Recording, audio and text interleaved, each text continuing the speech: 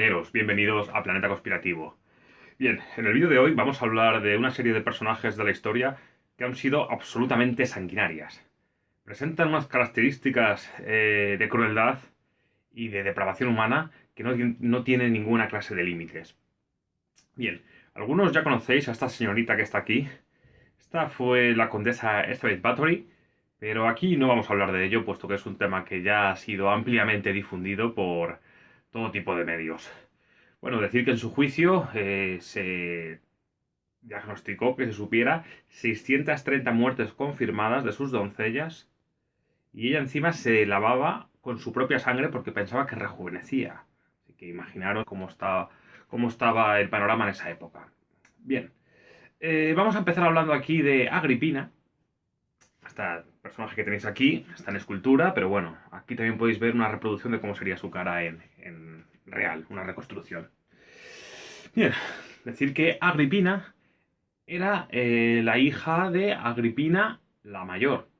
Bien, Agripina nació en la ciudad de los Ubios, pero para saber qué era la ciudad de los Ubios tenemos que remontarnos al año 80 a.C., cuando Julio César se dirigía desde Roma, conquistando, como ya todos sabéis, todos los pueblos de Europa, avanzando hacia el norte, y se detuvo en la zona donde está la actual Colonia, se detuvo allí en un momento. Vio que allí había dos pueblos, uno era el pueblo de los Ubios y otro el pueblo de los Eusebios. Bien, como sabéis, Julio César lo que hacía con los pueblos era que una vez que pasaba por allí y los vencía, hacía pactos con ellos. Hacía pactos para que estos pueblos controlaran el territorio en su lugar. Pues bien, cuando vino aquí, Julio César lo que fue muy astuto porque vio que había dos pueblos y siempre derrotaba a los que fueran más fuertes para quedarse con los débiles y así que los débiles controlaran el territorio. Pues bien, derrotó al pueblo de los Eusebios y se quedó con el pueblo de los Ubios, que estuvieron ubicados en el centro de la población. Y por eso la zona de Colonia, pues en ese momento era la ciudad de los Ubios. Bien, pues en ese momento, en el año 15 después de Cristo, nació Agripina. Agripina, pues ya era hija de un importante personaje, como hemos dicho, Agripina la Mayor, y con tan solo 15 años se casó con un cónsul importante de Roma, que además era familia suya. Y empezó a tener relaciones con él hasta que salió su hijo, que no era otro que el emperador Nerón, que todos conocemos. Bien, a los 25 años se quedó viuda, pero a que no sabéis por qué. Pues porque a Agripina un día se le cruzaron los cables y decidió matar a su marido, porque no era lo suficientemente importante. Mató a su marido, fijaros. Bueno, en ese momento empezaron ya muchos asesinatos de otra gente que ella hacía y demás. Hasta que se casó con otro primo suyo, porque ella alegó que no había hecho nada y la gente se lo creyó. Y cuando se casó con ese primo, pues también, tacatá, lo asesinó. Bien, en ese momento, chicos, ya cuando mató al segundo, la gente se oía algo. Decía, aquí está pasando algo extraño que no nos cuadra mucho. En ese momento, su tío, que en ese momento no estaba allí, fue en su ayuda. Y como Calígula era el emperador de la época, Calígula ya había ascendido, bueno, que sepáis que Calígula tenía relaciones también con Agripina y con sus otras hermanas, hasta que a Calígula se fue la mente, tuvo una enfermedad mental muy severa y Agripina lo rechazó. Eso le enfadó bastante a Calígula. Pero bueno, aún así, en el juicio que le hizo Calígula a Agripina, decidió no matarla porque tenía su corazoncito y sentía pena por ella. Entonces, lo que hizo, ¿veis? Pese a la presión popular que querían que la mataran, pues él lo que hizo es decidió mandarla a una isla desierta y así la gente se olvidaría totalmente de ella. Pues bien, Agripina se fue y un día, por medios desconocidos, se enteró de que su tío, que no era otro que Claudio, el famoso Claudio, pues bueno, a la muerte de Calígula, que lo asesinaron, como todos sabéis, pues pasó a ser Claudio el nuevo emperador de Roma. En este momento Agripina se puso en contacto con él y prometiéndole, en ese momento fue un poquito complicado porque Claudio ya tenía una mujer que era Mesalina y además tenía dos hijos y el primero que se llamaba Británico le tocaba el trono, le tocaba el trono por derecho. Pero Agripina iba teniendo quedadas con él muy poquito a poco y decidió ya convencerle. En ese momento Claudio mató a Mesalina, etc. Pero Agripina tenía un plan maléfico, que era que su hijo Nerón fuera el emperador. Para ello le pidió que rechazara el trono de Británico, que Claudio le dijera a Británico que por favor que se fuera. Pero Claudio no quería. Pero Agripina tenía tales armas de mujer que le insistió, y llegó un punto que Claudio pues no pudo más y le dijo a Británico que no fuera el emperador. Incluso se habla de que fue su propio padre el asesino de Británico.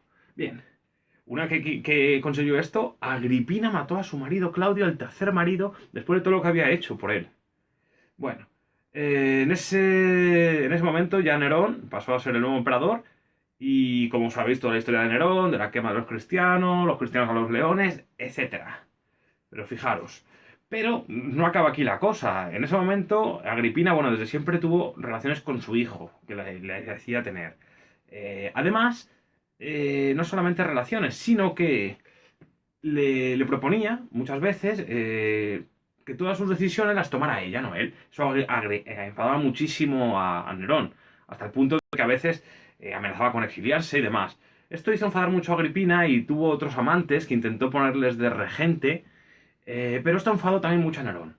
Y a veces pues intentaba asesinarla, pero Agripina se lo impedía porque ya era experta en combate, en esto del asesinato. Pero bueno, llegó un día que ya no aguantó más y Nerón dijo, se acabó, te voy a matar. Y ese fue el final de Agripina. Pero para que veáis qué monstruo, quería que conocierais este monstruo de la historia, para que veáis que hay más aparte de nuestra amiga, pues como hemos dicho, Elizabeth Bathory. Bien, otro personaje de la historia, aquí ya vamos 5 siglos más allá, nos remontamos al siglo VI, concretamente en el año 505, aparece un personaje que realmente no era nadie, era Fredegunda, que esta empieza a trabajar como concubina en el palacio del rey Cleiperico I, que era nada más y nada menos que, bueno, un emperador importante de Francia, que de ahí nacería su hijo Merovingio, que, vamos, Meroveo, perdón, que de aquí luego saldría el pueblo de los merovingios, etcétera. Bien. Pero eso era con su anterior mujer. Sin embargo, ella que estaba de concubina tenía muchos celos. Disculpad. Tenía muchos celos de su posición. Le daba muchos celos de que él fuera el nuevo emperador. Entonces, lo que hizo en ese momento le convenció para que se casara con ella y matara a su hija, a su mujer Mesalina. Pero Fredegunda, no contento con eso, también mató a los hijos de Mesalina. Bueno, aún así, todavía Chilperico I quería a otra mujer y se casó con ella. Pero también esta señorita, Fredegunda, le convenció para que la renunciara, la asesinó y también volvió a asesinar a los hijos que tenía con ella. Espectacular. Bien, en ese momento, Fredegunda, su objetivo era tener hijos. Y tardó un montón en tenerlos. Pero por fin lo consiguió. Pero es que en ese momento estaba la sobrina, que también tenía derecho a la regencia. Y hubo ahí una serie de disputas pues bastante serias entre Fredegunda y su prima, hasta que por fin la derrotó. Hubo una serie de escaramuzas, asesinatos constantes, mataba a los obispos Fredegunda, bueno, era experta en combate. Ahogaba, mutilaba, en fin. Bien, este tipo de personajes de la historia no son casual, porque en el mundo en el que estamos siempre opera la dualidad, el bien, el mal, lo alto, lo bajo, el calor, el frío, siempre es la dualidad.